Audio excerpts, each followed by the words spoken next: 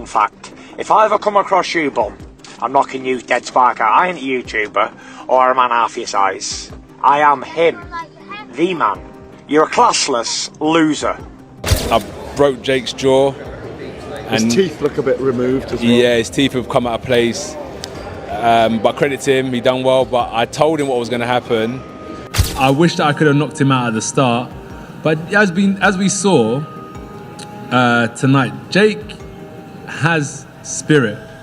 After Anthony Joshua delivered a dominant 6th-round knockout of Jake Paul, longtime rival Tyson Fury made his reaction clear. Never shy with his words, Fury used the moment to reignite their long-standing rivalry, acknowledging Joshua's win while shifting focus to the bigger question. With Paul handled inside the ring, Fury reminded fans that the real unfinished business remains. When will the two British heavyweights finally meet to settle the score? Tyson Fury is as serious as he thinks he is, and he wants to put down his Twitter fingers and put on some gloves and come and fight one of the realest fighters out there that will take on any challenge. Step in the ring with me next if you're a real bad boy. Don't do all that talking, AJ this, AJ that. Let's see you in the ring and talk with your feet. Anthony Joshua's victory, streamed to millions worldwide on Netflix and dominating sports headlines, marked a powerful return after a 15-month layoff for the former two-time heavyweight champion.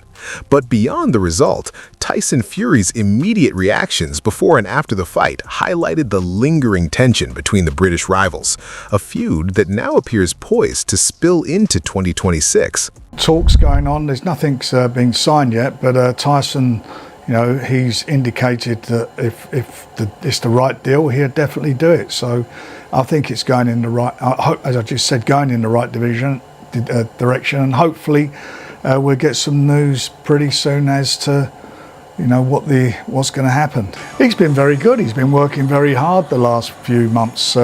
He's had a lot of projects, including his Netflix series, Meet the Furies, the second series of that. He's got a documentary he's also filming. He's doing a lot of PAs as well, so he's been very, very busy. He's enjoying himself, but he's been in the ring full time. In the gym full time, training very hard, and he's in great nick. He looks well, and you know, I'm sure. And he said on many times himself he would like to come back and fight again. And 2026, I believe, provided the deal's right, I think you'll see him back in the ring again. If this fight happens, which I believe it will, if it does happen, it will be sometime in late summer. So Tyson, that's another sort of what's at the moment, it's another 7 months away. So he'll certainly have a fight in between, I think, if he comes back. The fans have been asking for this, and everybody's been talking about it for years and years and years. It's better, if it's going to happen now, than rather these guys come back and talk about doing it in 5 or 6 years' time. You know, it's a fight that, you know, anybody who I talk to about boxing, that's the one thing they always mention. When are these two getting it on? Are they ever going to get it on? We never got to see it, etc., etc. You know, it will happen. I think it will happen, and I think when it does happen, I think it's going to be massive. Ring Magazine wrote, "Fury versus Joshua is closer than ever." Anthony Joshua's win over Jake Paul has pushed him onto a collision course with Tyson Fury, reigniting one of modern boxing's most talked about rivalries. For years, fans have demanded the two British stars finally meet, with promoters calling it the biggest fight in the sport, one that could settle the debate over true heavyweight supremacy. Message for Fury? I'm not gonna disrespect Fury, Gareth. I want to fight him though, Jack. We want to see you fight him so much. Exactly. I think I deserve it, the fans deserve it, you deserve it. It's such a shame that the guy decided to retire.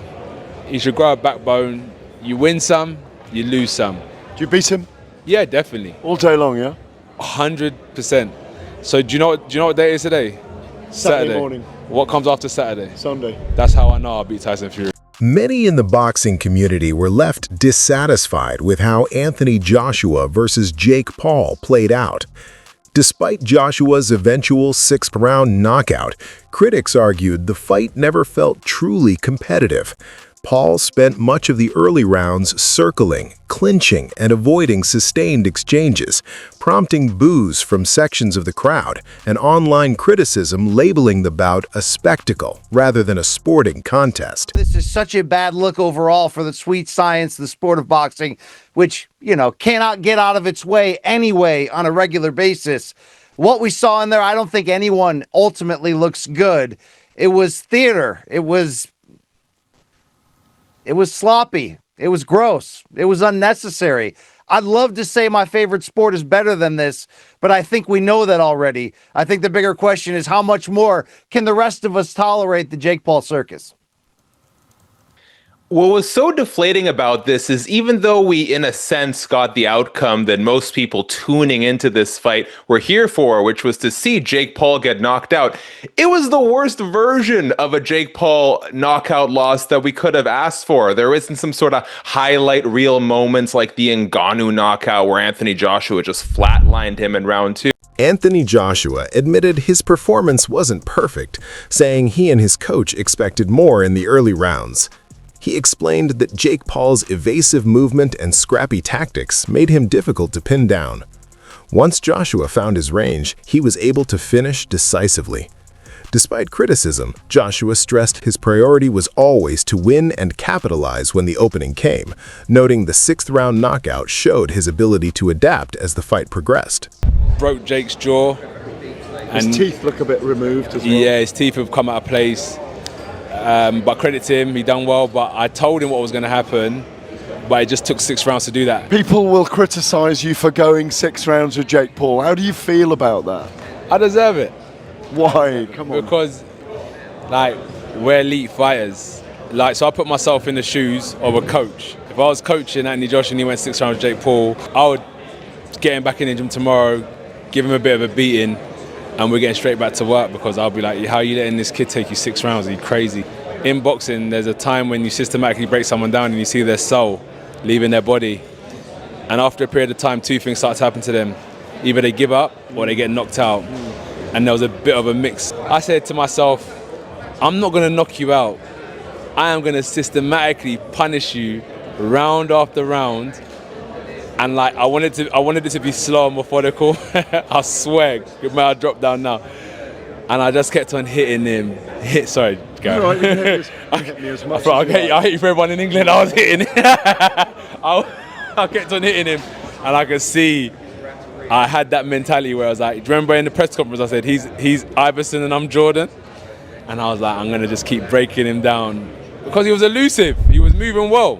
Michael Bisping stopped short of calling the fight a boxing classic. Instead, his commentary focused on the mismatch and concerns about the level of competition. The former UFC champion questioned whether Jake Paul would even want to return to the ring after facing someone as experienced as Anthony Joshua, emphasizing the physical and psychological toll of such a gap in rounds and experience. Rather than criticizing Joshua's sharpness, Bisping warned against underestimating boxing's danger in mismatched fights, while also acknowledging Paul's courage for accepting the challenge. I don't know where to start with this, okay? Was it a classic? Was it a fight that you've definitely got to go and watch? I can't say that it was. Listen, first of all, they both stepped in the ring. They were paid $92 million.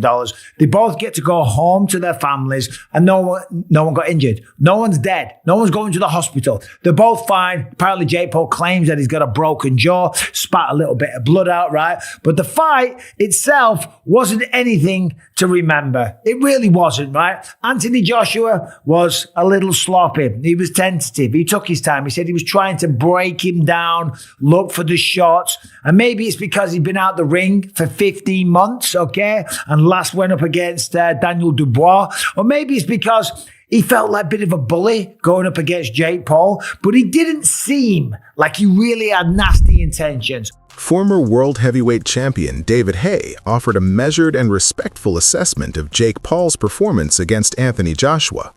Haye acknowledged the scale of the challenge, noting that Paul stepped in with an opponent who held a clear advantage in experience and physicality. Despite that gap, Haye credited Paul for sticking to a game plan built on movement and elusiveness, making Joshua work to track him down. While the result was never in Paul's favor, Haye emphasized that there was real merit in his willingness to compete, absorb pressure, and survive into the later rounds against elite opposition. No, it was a awkward night.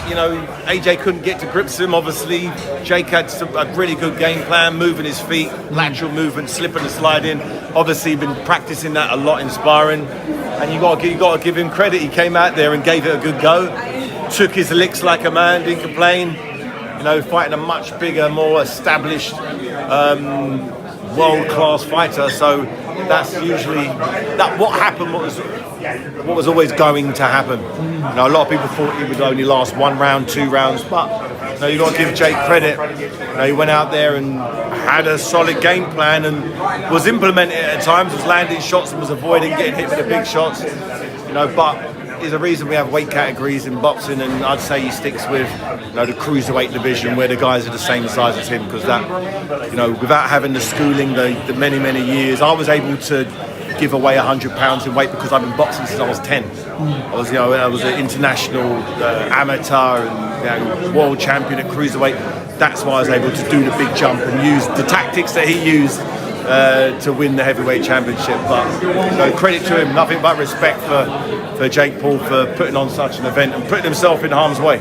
I would imagine some people back home for you are going to say, man, AJ should have gotten out of there in 2 rounds. Anyone who understands boxing knows it's very difficult to close the range on someone who doesn't want to hold his feet. And is AJ supposed to just run around swinging and missing? No, he's supposed to wait for the right opportunity, which he did. And once the opportunity presented himself, he landed and the fight was over. But anyone who kind of gives AJ stick because he didn't knock him out in 1 round doesn't understand boxing. Former undisputed heavyweight champion Lennox Lewis offered a blunt, analytical take on Anthony Joshua's 6th-round knockout of Jake Paul. Lewis noted that Paul wasn't adequately prepared for such a massive step-up in competition, often sitting in range once Joshua's power landed. He also highlighted Joshua's long layoff, suggesting it took a few rounds to shake off ring rust, but once he did, the outcome was inevitable.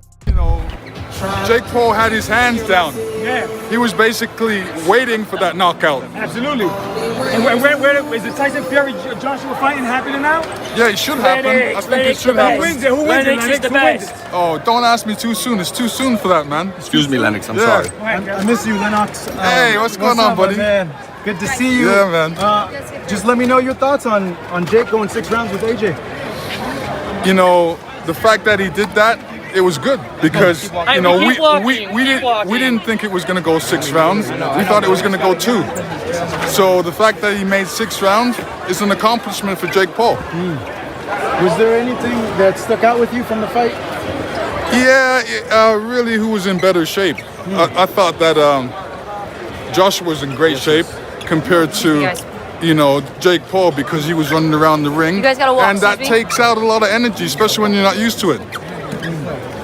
Were you keep going, guys. Excuse me. Him going 6 rounds in terms of someone like the stature of AJ should have maybe gotten him out of there early?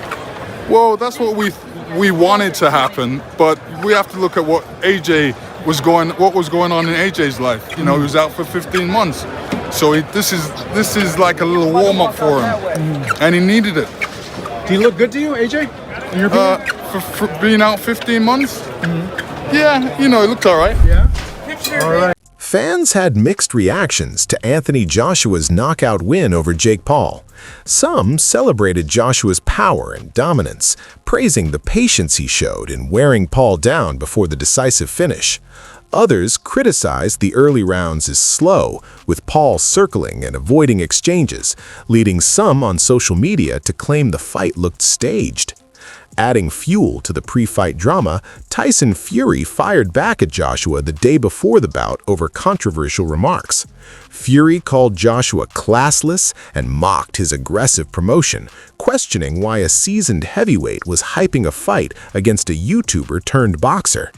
Fury highlighted Joshua's age and recent setbacks, suggesting the build-up felt misplaced, and even joked that if he faced Joshua himself, he'd knock him out, adding a new layer of tension to an already charged pre-fight week.